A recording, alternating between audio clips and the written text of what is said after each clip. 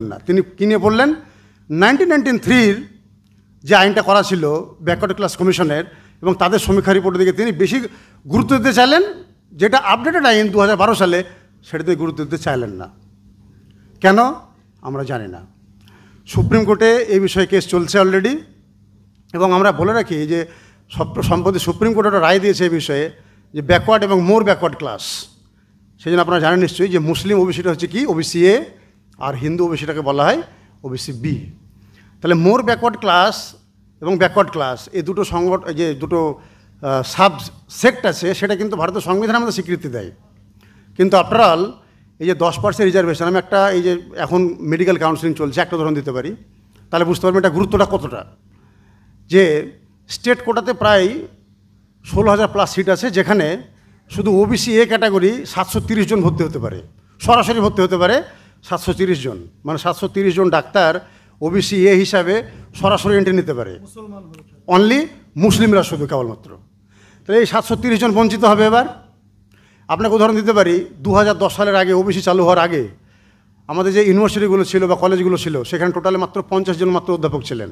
সেটা after OBC চালু হওয়ার পরে সেটা এখন 650 হয়েছে, বা তার থেকে কাছাকাছি বা তার বেশি হতে পারে, কিন্তু একটা রিপোর্টে সেটা বলা হয় যে 650। তাহলে সেটা বাদ হবে। এবার কলেজে ভর্তি হতে যাবেন আপনি, সেটা বাদ হবে। চাকরিতে যদি 1000 পোস্ট থাকে তার 10% হলে কতটা হয়, 100টা হচ্ছে মুসলিমদের জন্য রিজার্ভড, সেটা দেওয়া হবে না। তাহলে কি হচ্ছে এখানে দাঁড়িয়ে, একই তো আমরা বঞ্চিত জাতি, পিছিয়ে পড়া, যেটা আমাদের সংবিধান স্বীকৃত অধিকার যে এদেরকে আপলিফমেন্টের জন্য সরকার ব্যবস্থা করতে পারে, সেখানে আমরা বঞ্চিত হব।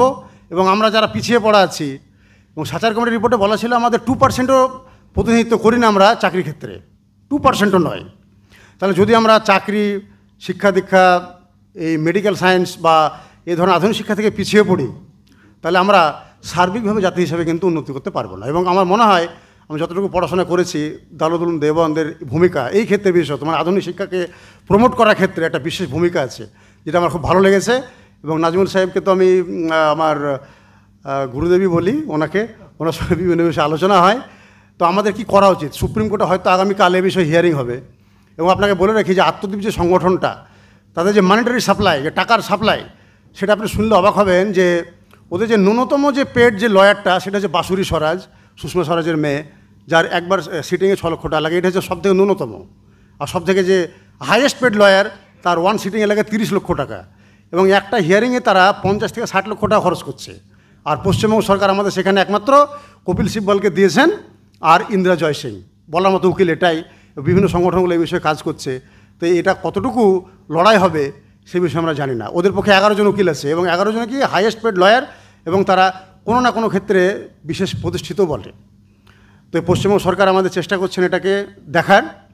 আগামীকাল হিয়ারিং আছে, যদি স্টে অর্ডার না পাই, তাহলে আমাদের যেটুকু আপলিফমেন্ট হয়েছে, আমি বলে দিলাম 2-4টা উদাহরণ দিয়ে, সেখান থেকে আমরা পিছিয়ে যাব। যদি আমাদের সংবিধান স্বীকৃত অধিকার, এটা মুসলিমের অধিকার নয়, এটা হচ্ছে আমরা পিছিয়ে পড়া তার অধিকার।